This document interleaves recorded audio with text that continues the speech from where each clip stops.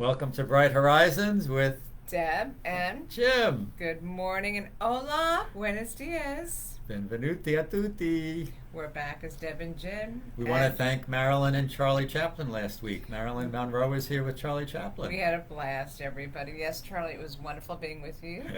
Darling Charlie, Charlie.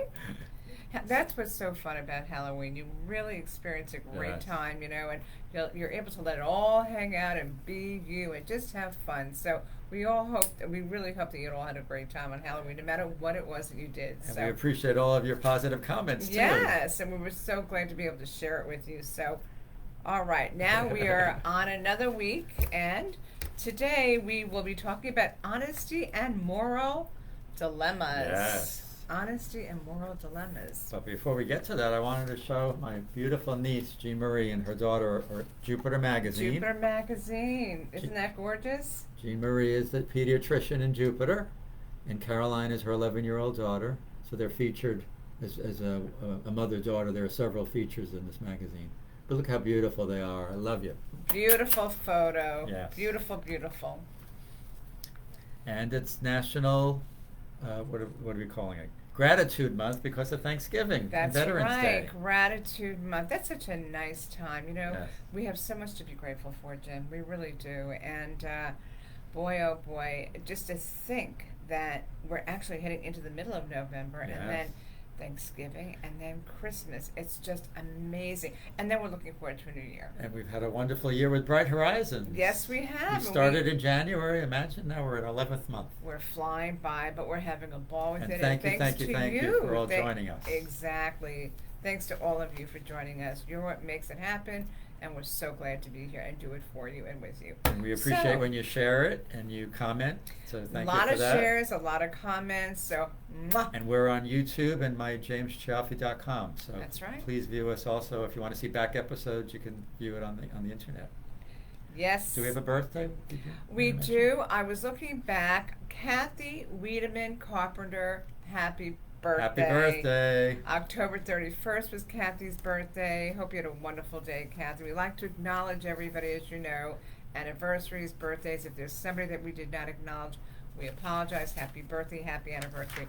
And But we want to remember our veterans because the 11th next the week. 11th is right around the corner. So, veterans, we love you all. Yes, We appreciate thank your you service. so much for your services. We give you many, many thanks from the bottom of our hearts. Yes. Without you, we wouldn't be here. So, thank you so much. Preserving our freedom, and We we love thank you. thank our veterans who are in heaven also that have gone before us. So thank you, thank you, thank That's you. a wonderful thing. Thank Yes. you so much.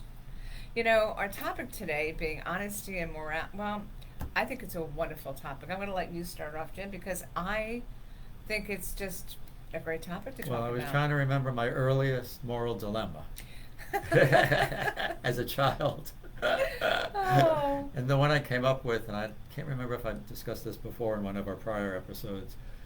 I was visiting a relative. I must have been 5 or 6 years old, and sometimes they ask the children to go into another room and watch TV. Or so I was by myself in a room, and I'm standing at the window, and there was a quarter on the windowsill. And I looked at that quarter, and I said, "Is that for me?" to myself, and I guess I rationalized that it was for me. So I took the quarter, and I left that day, and the guilt started to come into my mind. Should I have taken that? Was that for me? Did that belong to someone else? And I said to my mother, I have this quarter, and I don't know what I should do. And she said, you know what the right thing to do is? The next time we're there, bring it back and put it back on the windowsill, which I did. So you did. So of I course learned you a moral did. lesson. And that was right around the time I was thinking First Communion, when as Oh, Catholics yes, we have yes, confession. Yes.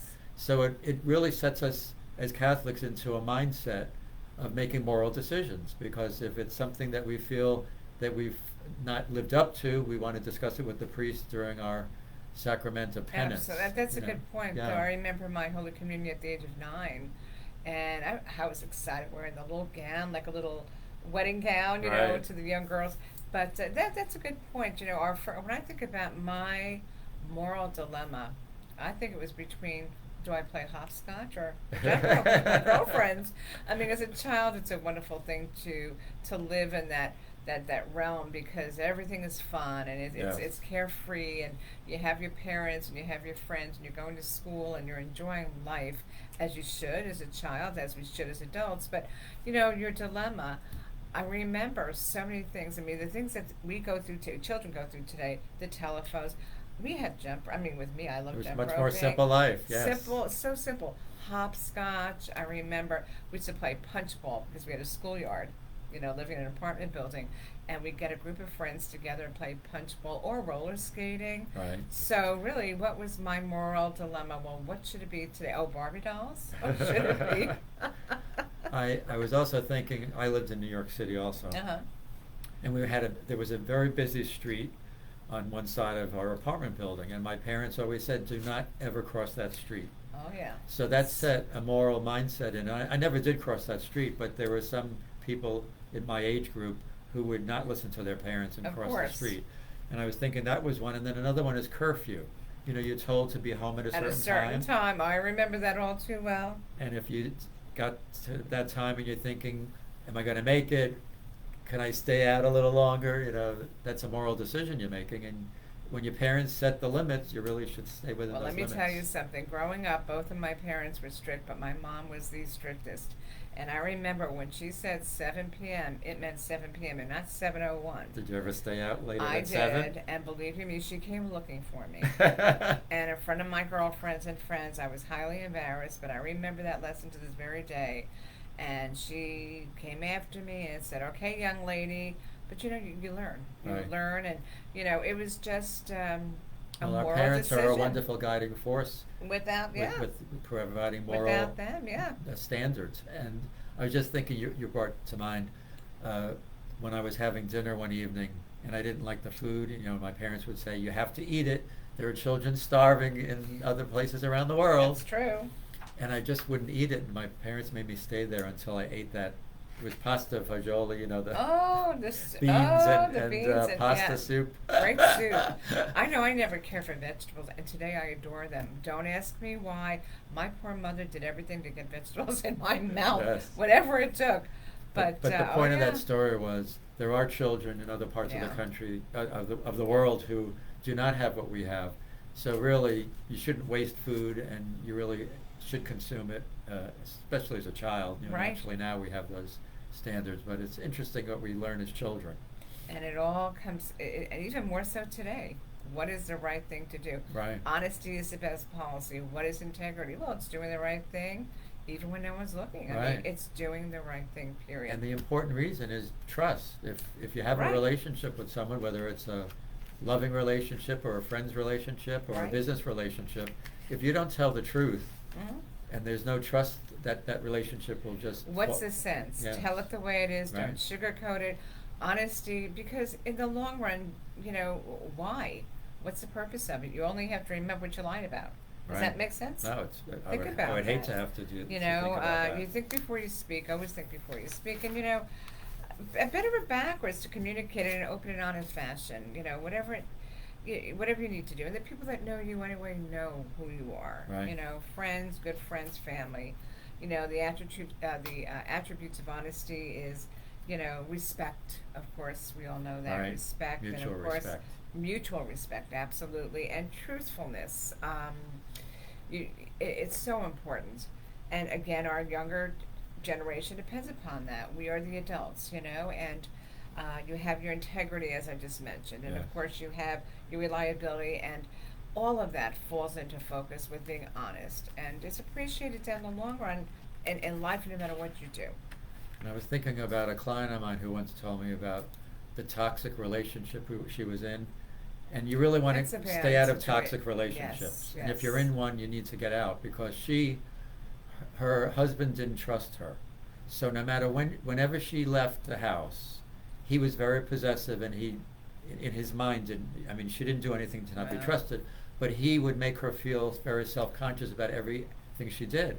So at one point she said to him, either you want me to tell you the truth, or I'm going to have to lie to you if Right. you only want to hear what you want to hear. Right. And she was so correct, because Absolutely he would correct. make, like, she was gone for an hour. Where were you? What were you doing? it shouldn't take you an hour to do that. I mean, these are Well, terrible things to put a pressure on exactly. someone, you know? That's why the lines of communication are so important. I mean, I know, like in my relationship with my husband, we're going on 35 years, and the reason for that is because the lines of communication have Right. always been open. I mean, I don't have to, and we normally do things together now because he's retired, but prior to him being retired, if I went someplace, or he always knew where I was, and Yes. he knew the people I hung out with and associated with, and there was no reason for him to question, and vice versa, because I know. And I know one time, even as a matter of fact, now that we're on the topic, we were just talking one night in general, and I said, you know, your trust for me is amazing. And you know what he said to simplify everything? He says, have you ever given me any reason not to trust you? Oh, that's beautiful.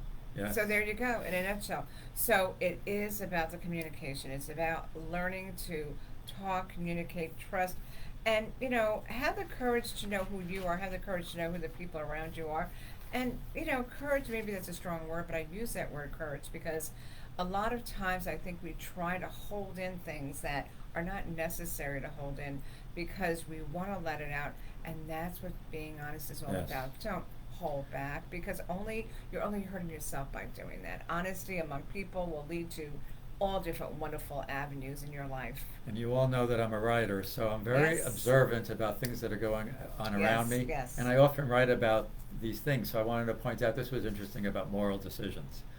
I was on an airplane a few years ago.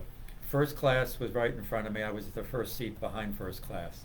And I'm sitting there as they're boarding, and all of a sudden I see this foreign gentleman who's going to take the first class seat right in front of me on the side. And he picks up the blanket. Now, usually in first class they give you a blanket and it's in a plastic bag. And he hands it to either his wife or his girlfriend, who was not in first class, so she takes it and she goes back to a seat behind us. So he sits there, and the flight attendant comes over and he says, "You didn't give me a blanket. Please, may I have a blanket, please?" And I said, "Oh my God, he lied to that flight attendant. He could have just said to her, 'May I have a blanket? I gave it to my girlfriend.'" She's not going to deny someone in first class a Of second course blanket. not, of But course imagine not, saying yeah. there was no blanket there. So it was so funny because a little while later I went up to use the restroom and the flight attendant was there, and I said, "You know, you did give him a blanket." She said, "I know that. And I know the fact that he gave it to the to his companion, but she couldn't say anything because as a flight attendant, the customer's always right." Exactly. But I thought it was so exactly. funny. I mean, it didn't make any sense. No, not at all. It goes And that was back, a moral you know. choice. He lied to It the was a flight moral, attendant. yeah. See. So imagine on something so minor, what he probably would lie about so many other things in his life. Well, when you think about it that way, sure, you Yes. know, and you know, thinking about moral dilemmas, there's three different kinds. There's your moral, there's your classic, and your what is it? Your ethical. Right, right. What is a moral dilemma? It's a conflict of morals, I guess. Why have a moral dilemma? I'm reading to you what I've written down. I found this to be very interesting. It's a moral dilemma. It's a conflict of morals where you are forced to choose between two or more options, and you have a moral reason to choose and not choose each option. As an example of a moral dilemma is having to choose between saving a dog from a fire, let's say, or saving your sister. Right. Okay, as you were just alluding to.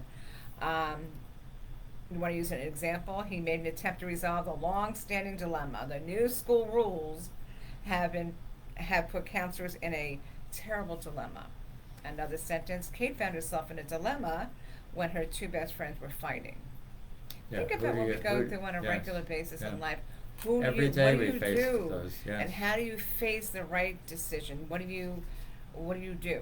Now, a classic dilemma is, where do you go on a first date? That's your classic. Right. Which college to attend, as you Right. alluded to, you Right. know. Your classic dilemma. It's a choice between two or more alternatives, basically. Right. And it's interesting because we do this every day without realizing it. Ethical dilemmas. It's an ethical dilemma arises when a person is forced to decide between two morally sound options. And we have those very often Yes. in law and real estate. Yes. But they may conflict with the established boundaries of a business, a governmental agency, or the law. So, as you were just saying. Right. So it's very interesting. And Now, another moral dilemma that I've witnessed was very interesting too. One of my favorite restaurants is CR Chicks. There are a number of locations in Great, this area. great The letter food. C, the letter R, Chicks, for those of you who are not in this area. oh, I just love their Wonderful food. chicken and a lot of different foods. So I'm Pasta, sitting there penne, having and chicken's delicious. having lunch one day. It's a self-serve, So you place your order, and then you move over, and you're standing in front of the cash register, and then you move over if it's takeout, and you're waiting for the item to be given to you. And I'm sitting there having lunch, and this woman, and I didn't see this, I see her bend down, and there's money on the floor. So she picks it up, and which is a moral decision, should she keep it or should she give it to someone else? So she says to the cashier, I just found this on the floor, I don't know whose it is. Which was wonderful that she did that. So the cashier takes it, and she thinks that maybe it belongs to the man who just walked out. So the cashier very nicely runs all the way around the counter, That was very outside, nice, yeah. and she comes back in and she says, no, it wasn't his. So now that man could have said it was his, right? There was Right. some money found. He Right. said, no, it's not mine. She came back, and then the man who was standing there waiting for takeout puts his hand in his pocket and he says, oh, I just lost some money. Is there $500 there? It was $500, imagine. Oh, wow. So the cashier counts it was his $500. So See thank God that? he was just there. But Wow. kudos to the woman who picked that money up. Yes, and, kudos and is gave right. it to that cashier and didn't keep it. You know, now that I think about it, remember I was telling you Greg's birthday was October 22nd, and we were out at Longhorn Restaurant, and we had a delicious meal. Everything was fabulous. It was very busy. It was great to see. I mean, they were hopping. They were very, very busy. And we had left after dinner, and we get in the car, and we haven't even left the parking lot from the restaurant. And all of a sudden, Greg's like, he looks at his hand, he goes, my ring. I said, what about it? He goes, I lost my wedding ring. Oh my gosh. And I said, you're kidding. Now, it's just that he's lost weight in he fell needs a off ring guard is somewhere, what he needs. yeah. So he's looking in the car, he's getting frantic, and I'm getting frantic. So I said, oh boy. So I said, you know what, honey? I said, turn the car around. I said, let's just hope and pray that we can find it. Right. So he pulls up. I said, let me go, and you look around here. I walk into the restaurant. I see the young man who was there to seat us when we first arrived, and he was just as nice as could be. I said, I'm here because I know you just left. I said, my husband lost his wedding ring. I said, I'm looking and I'm looking. He's helping me Are look. you at It the was table? You went to we the were table? we were walking towards the table where we were sitting, where we had been sitting, and all of a sudden I hear, ma'am, is this yours? And this woman who's sitting there with 3 other people in a booth where our table was, it was Greg's gold nugget wedding Oh, band. God bless her. I thought Yeah. to myself, how nice. Yeah. And my heart was racing because I knew it meant, at any rate, And again, gold is quite valuable now. Someone could have melted that down who's to say, and made you some know? money on it. And I said to myself, wow, I said, thank you so much. I cannot thank you enough. I said, it's people like you that are really, really, you make what honesty is all about. Oh, and she says, I was just telling the manager that we found this ring and we were going to report it, and no sooner, because I see you walking in and you're looking for it, and there it was. So a good example of what people can do. Honesty is Yeah. honesty is the best policy.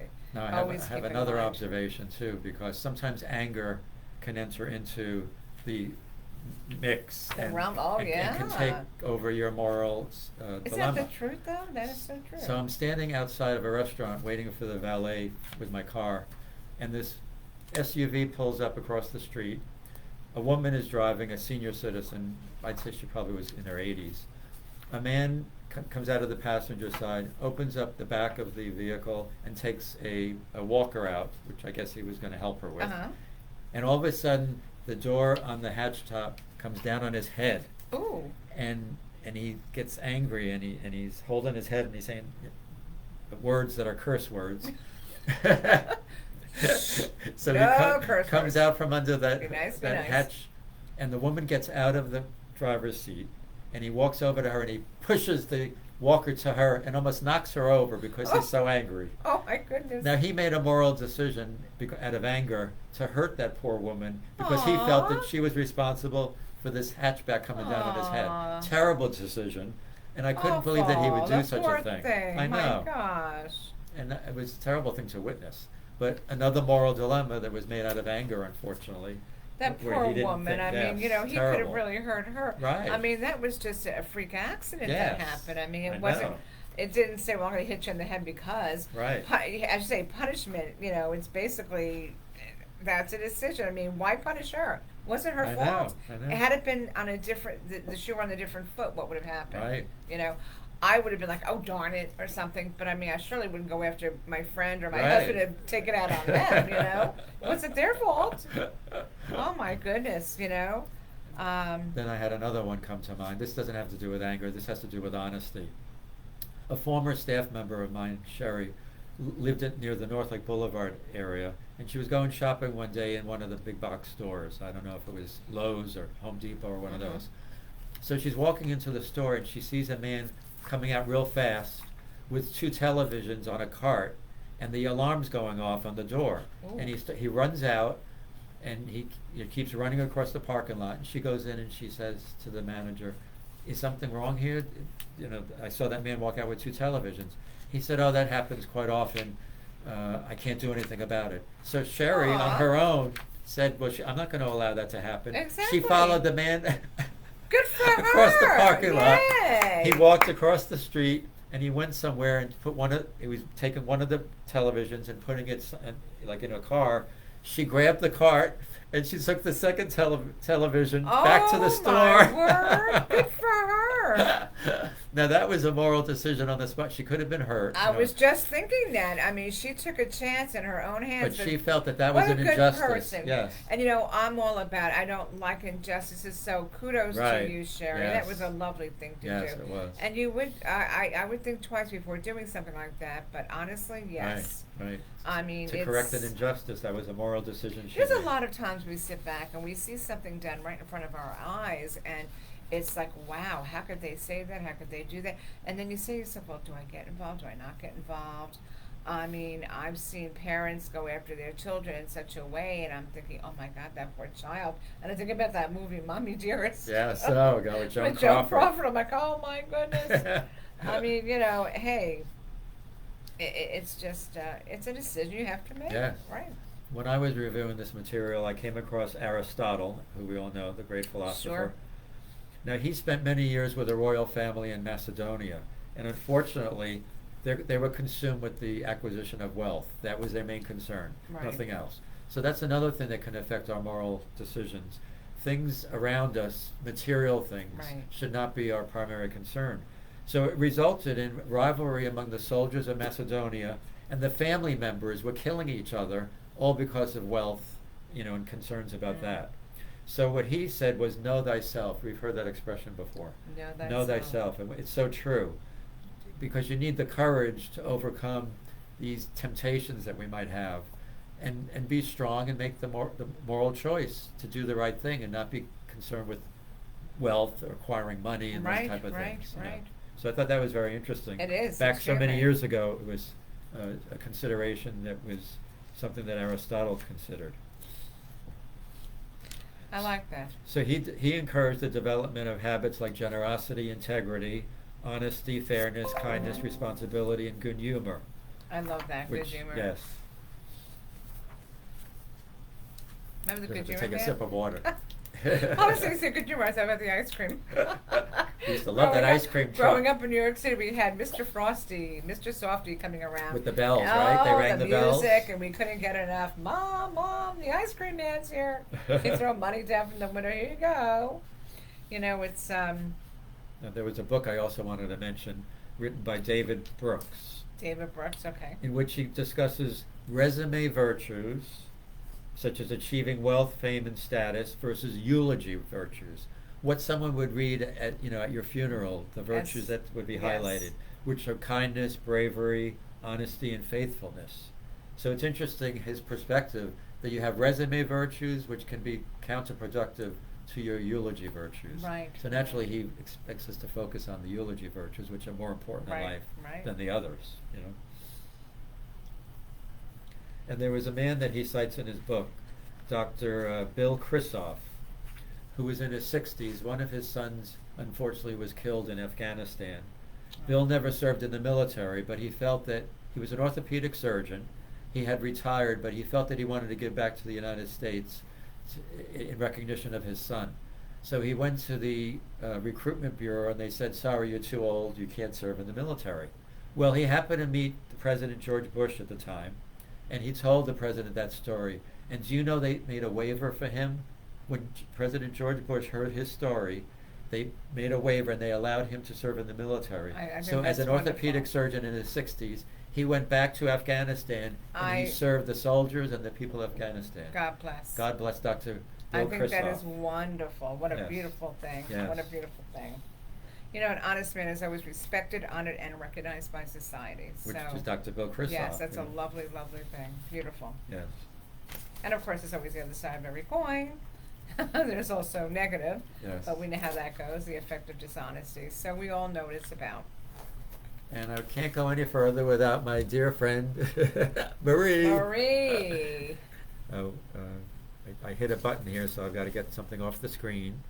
So excuse me a minute. But Marie is my resource, out of my mind and into your heart, Marie Pinchmet. So you would say, could there be something in that book that would be appropriate for Marie today's knows discussion? that every single time we have our show. Well, Marie wrote an essay called Truth or Consequences. I said, oh, that's an interesting topic. And that had to do with the show. Remember, we also the show Yeah, Truth or Consequences? absolutely. But in this, Marie relates this paragraph which I wanted to, because when she was a child, Marie, right? To show I'm not a goody two-shoes, I have a confession. Okay, so Marie's giving us a confession. When I was around 8 years of age, without permission, I took a fountain pen from my aunt's house. The memory haunted me, still. Why did I do it? Maybe because I thought it was pretty, but looking backward on the wrongdoing, perhaps it was a sign I was meant to be a writer, because Marie is a wonderful writer. What I remember most vividly is the guilt I felt. So Mhm. naturally we would feel guilt when we do Right, that. right. Just that was enough to instill a profound sense of right and wrong that is alive in my DNA still today. So, Marie, you still got that right and wrong feeling today. Yes, there were consequences of lost self-esteem, a sense of shame, and of losing the trust of my aunt who I adored. Fortunately, she forgave me, and no lasting harm was done to our relationship. So see, if you're honest and you admit to something, if there's a bond there in a relationship, the other person will Absolutely. understand. It's always worth the effort to go that extra mile, you know, it's just worth it. Be who you are, and again, the people who know who you are. I mean, Yes. what would be self-serving if you were to lie? Right. I mean, they say, what's that thing, the little white lie? Right. Not even that, you want to fabricate, okay, maybe that would be, but there's a huge difference, So, the honesty, the integrity, and your dilemmas, Yes. as we all know, as I said, the different dilemmas that we have, just keep it mindful on a daily basis and just do what you know what's right in your heart. And when in doubt, don't. If you have any kind of doubt, talk to your family, talk to some friends, talk to somebody, and you'll know the right path. But deep down inside, we all know what's in our gut anyway. What to Now, do. I mentioned that I had auditioned for 2 plays, and the last one, the play was about a chemist who's coming up with a formula similar to Viagra for women. So my monologue that I wrote for the audition, I called The Moral Dilemma. Yes. And he had to decide, I had a little angel on this shoulder and a little devil on this shoulder. Trying to figure out yes, what to do. Right. So the dilemma was his love in this show is Mrs. Stencliffe. He had to decide whether he was going to ask her permission to give her that beverage, or would he slip it in a drink and see the effect it would have on her. So it was really cute that there was a moral dilemma in that play. You know, it was a comedy. So I really enjoyed the auditioning for the part and actually trying to experience that moral dilemma as the chemist. Right, right. So that was fun. Now I have a quote I want to also read today. Quote of the day. Yes. Here we go. To see what is right and not do it is a lack of courage. Okay? To see what is right and not do it is a lack of courage. It's a lack That of was courage. Confucius. Confucius said that, which is Confucius true. says, yeah. If you know what is right and you don't do it, then you're not courageous. Right, So exactly. There was that movie, Do the Right Thing. Do the right thing. Confucius says. Confucius says. Do the right thing. And or what a don't difference a do day it makes. at all. Now we're not coming to you today with a song, but I'm going to still shake that tambourine and say, what a difference a day makes. 24 little hours brought the sun and the flowers where there used to be rain. What a difference a day makes, and the difference is you and you and you. You better believe you make a difference. Yes. We love you all, and we're so glad to be a part of your day. Have a wonderful Friday, and we will miss you until next week. And remind Take you good care. to We have to remind you to always keep- have a great keep- day, but keep keep your your horizons horizons bright. bright. Talk Thank to you, you thank soon. you. Bye bye, everyone. We appreciate all of you, and enjoy your week.